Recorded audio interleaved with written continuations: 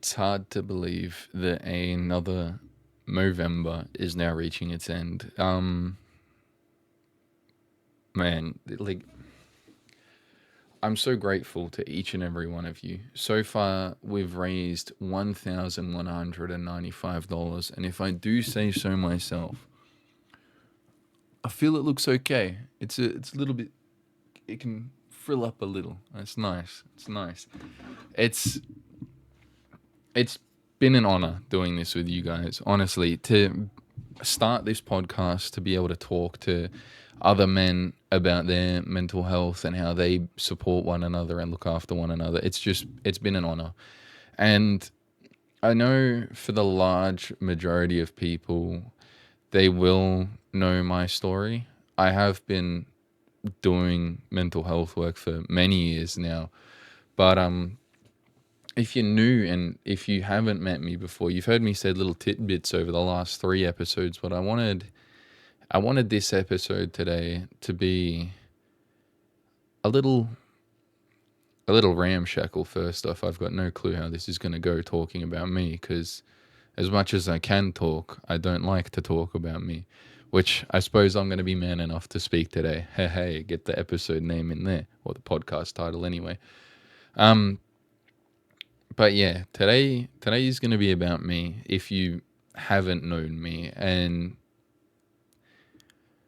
I don't know, I've said it in a couple of other episodes where it's you get this unique situation when you go through your own battles that you can find it a bit easier to support other people.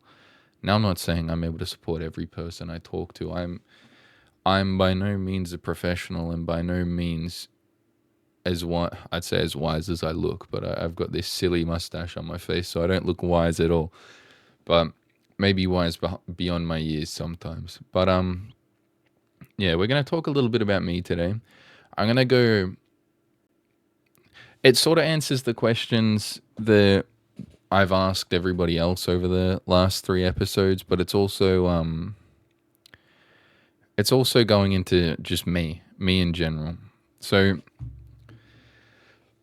I suppose let's begin, man.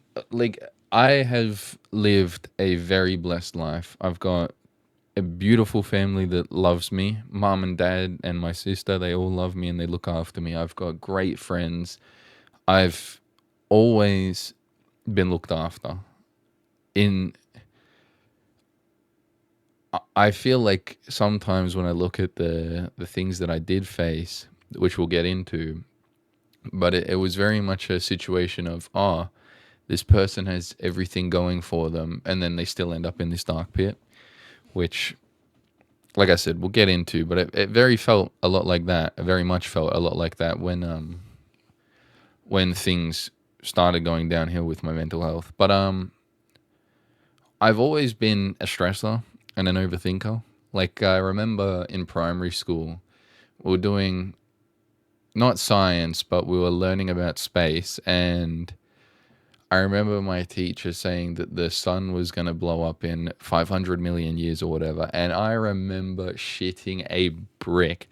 Not literally, I wasn't pulling my pants in the middle of 5th grade or 4th grade or whatever it was, but I remember being so scared about something that was so out of my control and overthinking it, like I'd ever live long enough to see the day that the sun will explode and Earth will be no more. No one who will ever listen to this podcast will ever be alive to see that scenario. And yet it was something that worried me day after day, every day, waking up going, oh my, this is going to happen. And I suppose that stress just led everywhere in the long run. Like, my first big mental health battle started in year 8 and 9, and again, this being my biggest battle all through high school, I can't even remember what triggered it. I don't know if it was high school relationships or something, or if it was just the stress of high school and being at a newer school. But I for the life of me cannot remember what started me down the darkest road I've ever traveled in my life. And mind you, like, when I say blessed life, I mean it. Like, I went to a private school. I got to go to Vietnam with that private school in year six. I went to I walked the Kokoda Trail in year 10.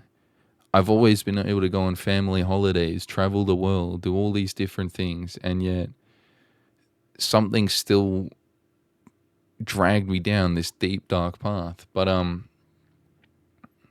I've mentioned that high school time a little bit, and I've talked about it a lot on my streams and stuff. Not that I've been streaming much anymore, but it was miserable. Like, I had this mindset that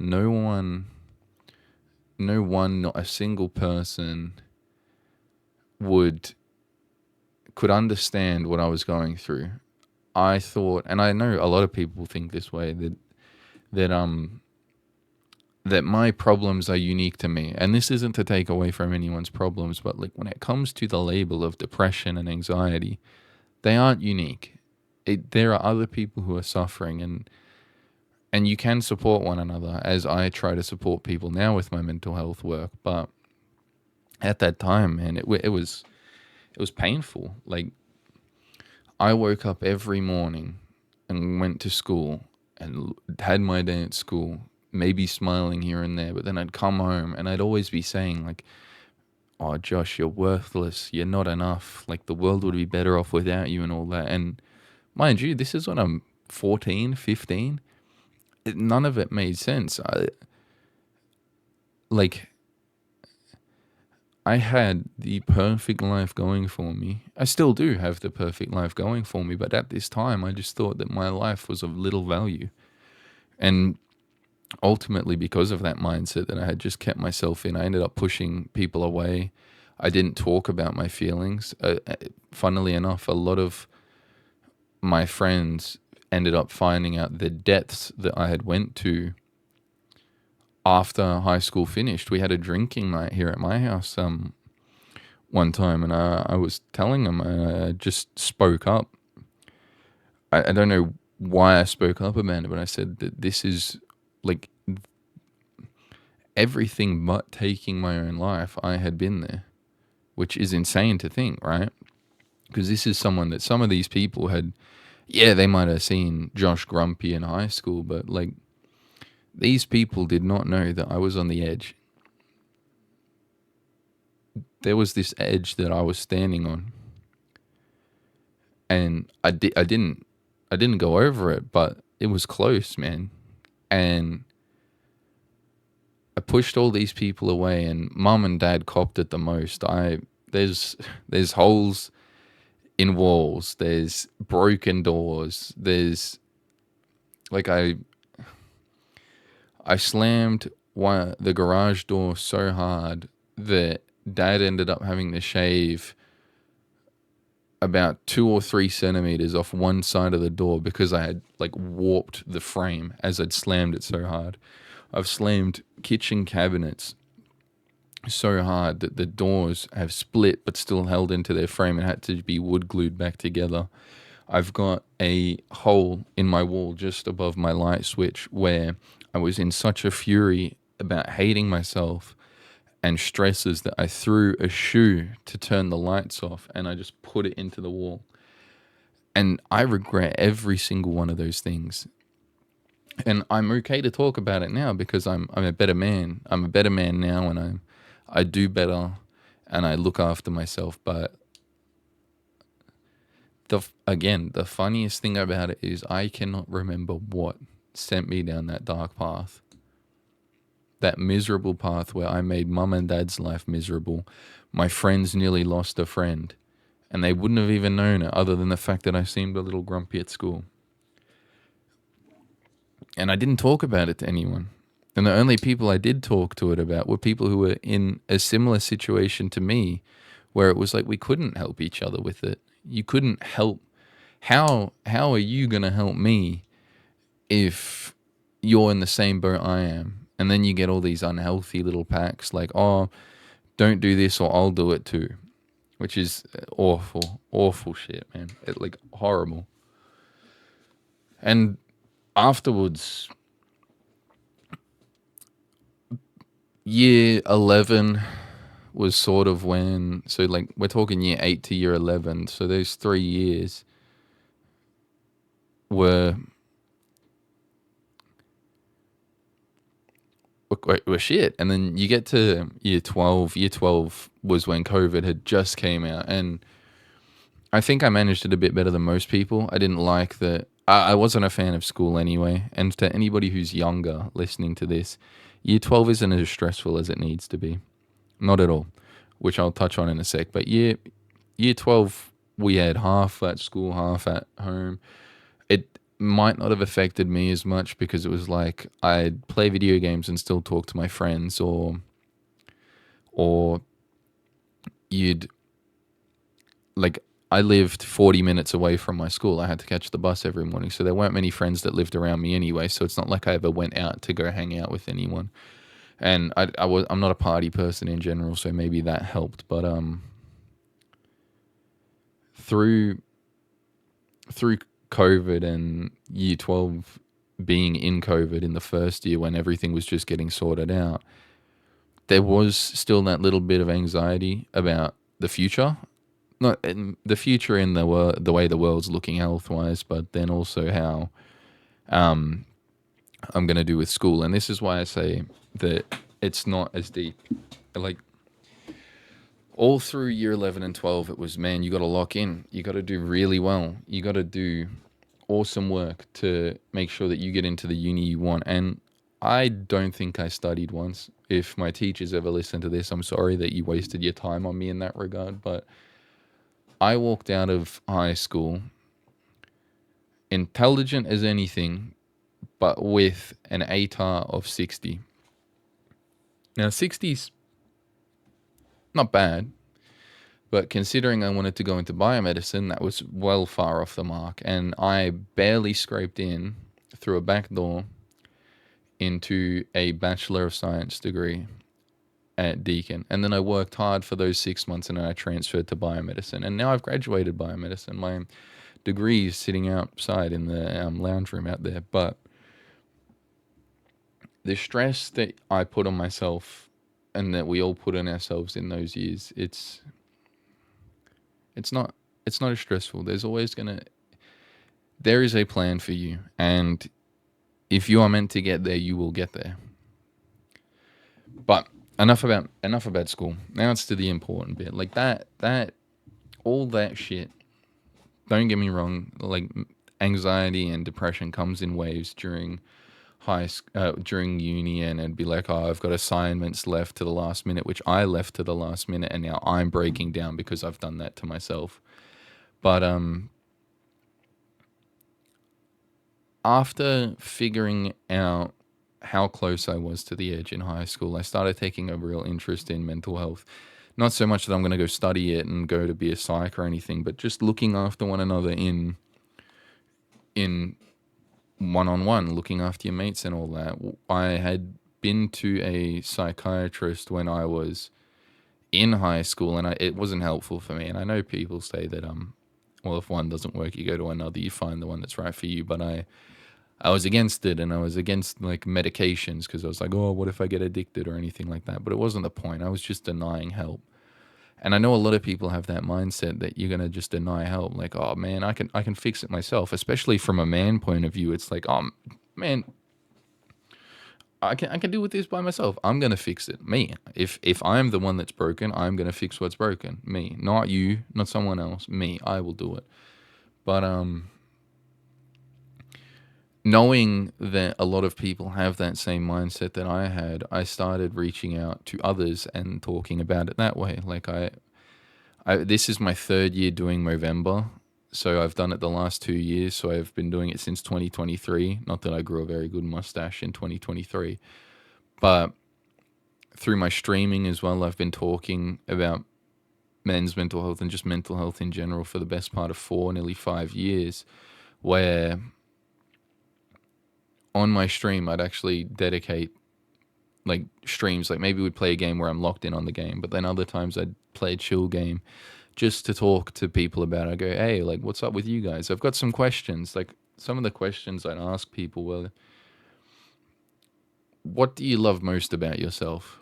And no one could answer that, man. Like, no one could give themselves a little bit of credit. And then I'd answer for them. I'd tell them the things that I'd heard about them. Like, if someone would say, "Oh, hey, last week I finished my thesis or something," and I go, and then come back to that conversation where I'm asking those questions, I'd be like, "Dude, I love the dedication that you put into your thesis, and now it's done. I'm so proud of you." Like, those small things where you've taken a note of somebody's experience and then you've helped them, well, not helped them, I'm not saying I've helped somebody, but that small experience of talking and listening and then giving people the credit they do, that they are due. Like Vic said it really well the other day, where he gave his moments of gratitude to people, and I've really tried. I did it again. I mentioned it in that episode, but I did it again at work the other day. One of my coworkers that I normally just make fun of, and it's okay because like they know that making fun is just how I do it. But they hopped out of the pool, and I said, thank you for your work today. You did a really good job. And everyone looked around. They're like, what the fuck? This guy that's normally just the teasy muck around guy just said I did a good job. And then I said it to everybody who else was standing there. I was like, yeah, you did a really good job. Thanks for managing those phone calls today while I was talking to that parent.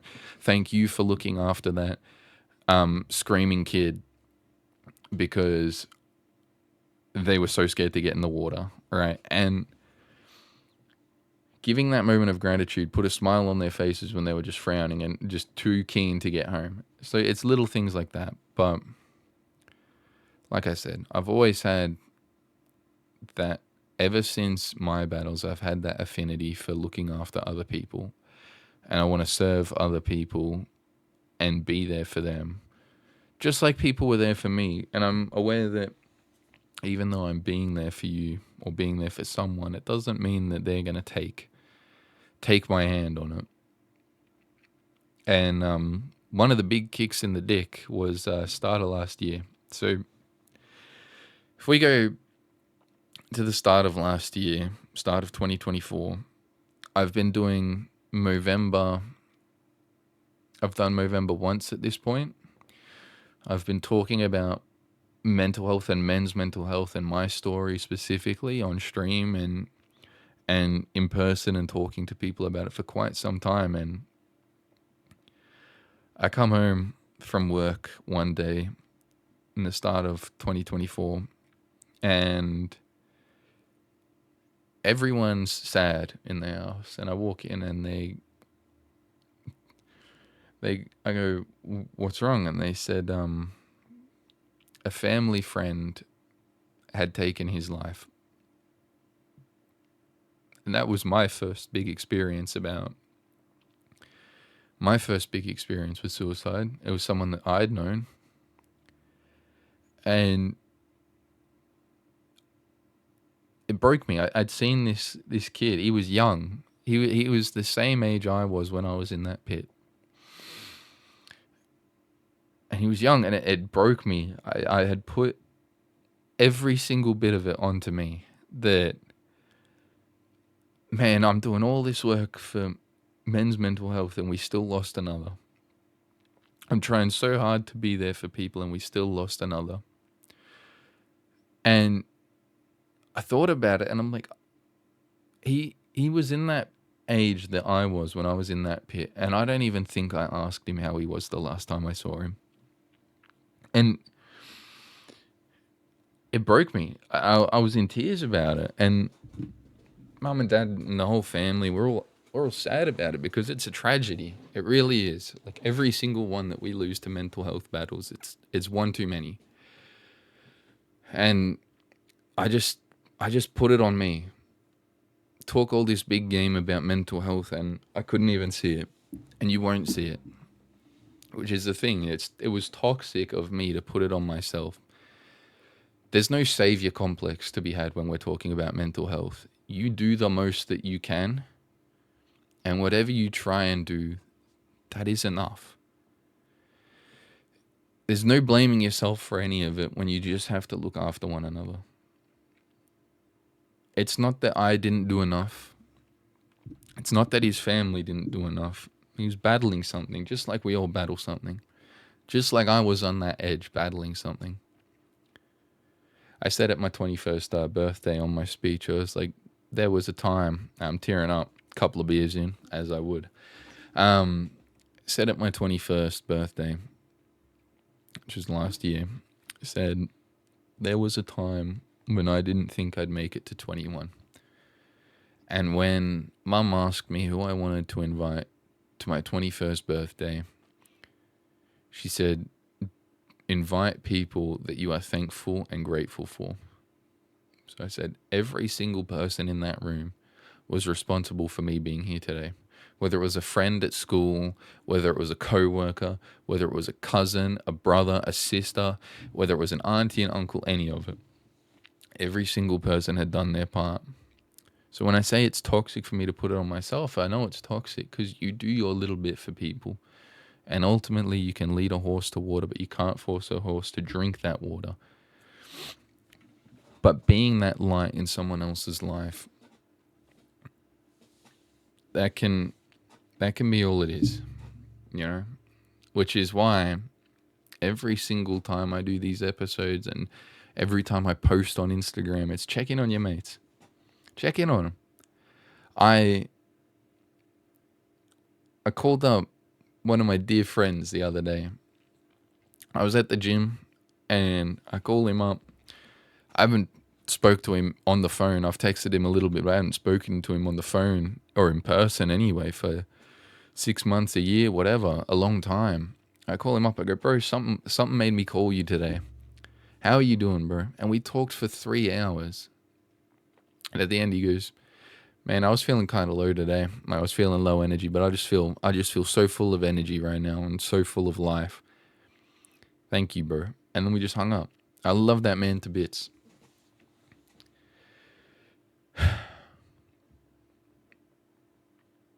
I look at the people that I have around me that never gave up on me despite every reason they should have. And I'm grateful because I wouldn't be there without them, wouldn't be here without them. And when we're talking about our mental health, my friends, make no mistake, it's not oh, I've dealt with it, it's checked off a list, it's gonna be there. Maybe not now, maybe not for the next 5-10 years, but you're going to have something that you get anxious about. You're going to have something that you fall into this pit of depression about, and that's okay. That's life. But it's how you manage it. It's so hard to take that hand that's reaching out to you, but it's so worth it. Talking, I still get a little bit teary every time I talk about this sort of thing, especially when I think about how close it was that you wouldn't have me here talking about it. You know, that's fucking deep, dude. That's a butterfly effect if ever I've seen one. But it's so worth talking about it in the end. Because me talking about it right now, that's not me doing this for show. I don't do this for likes or clicks or for someone to pat me on the back and say, good job, Josh. You're doing good work. I don't do it for that, man. I do it because there's someone out there who might be listening to this that feels the same way I did when I was in that pit. I do it because when I talk to somebody and I say, dude, these are the depraved, awful things I used to do and say to myself. And they're doing it too. But then they see that there's a light at the other end of the tunnel. So if I was to say why I do it to break stigma about men's mental health and about opening up in general. And I do it to open up. I'm doing it to be man enough to speak.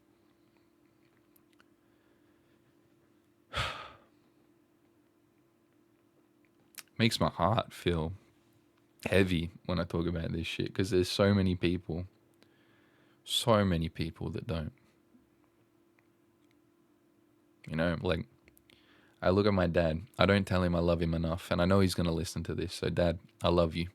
And I want to be a man like you, bro. I look at him and he's one of the greatest men that I've ever known. But fuck does he not talk? And like he's a civil engineer, so they're not known for being sociable people, but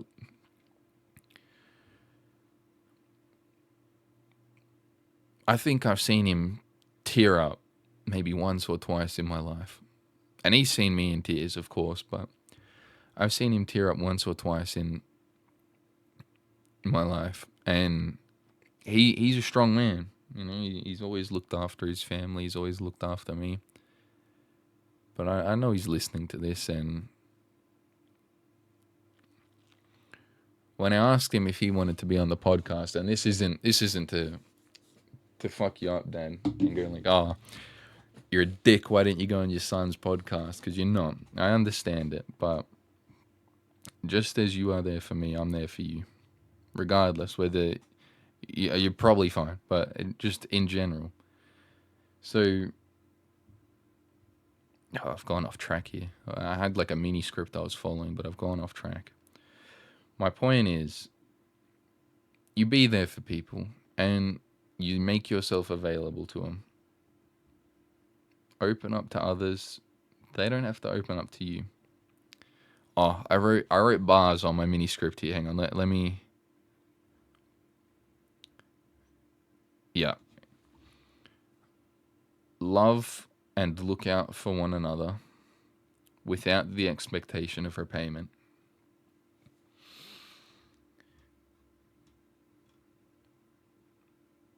Just gonna let us sit in that for a bit. Love and look after one another without the expectation of repayment.